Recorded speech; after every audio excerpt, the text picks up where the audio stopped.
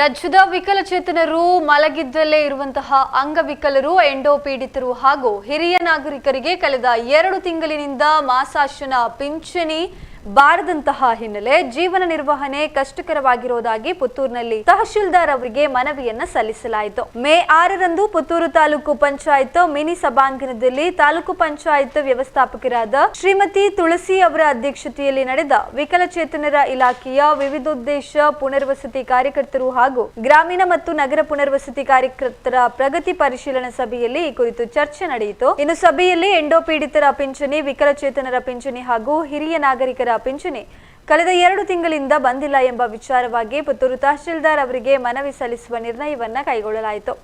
ಈ ಸಂದರ್ಭದಲ್ಲಿ ಪುತ್ತೂರು ತಾಲೂಕು ಪಂಚಾಯತ್ ವಿಕಲಚೇತನರ ವಿವಿಧೋದ್ದೇಶ ಪುನರ್ವಸತಿ ಕಾರ್ಯಕರ್ತ ನವೀನ್ ಕುಮಾರ್, ಪುತ್ತೂರು ನಗರಸಭೆಯ ನಗರ ಪುನರ್ವಸತಿ ಕಾರ್ಯಕರ್ತರಾದ ಭರತ್ ಕೆ, ಕಾರ್ತಿಕ್ ಬಿ ಹಾಗೂ ಕೆದಂಬಾಡಿ ಗ್ರಾಮ ಪಂಚಾಯತ್ ಮಾಜಿ ಗ್ರಾಮೀಣ ಪುನರ್ವಸತಿ ಕಾರ್ಯಕರ್ತ ಲೋಕೇಶ್ ಕೆ ಉಪಸ್ಥಿತರಿದ್ದರು।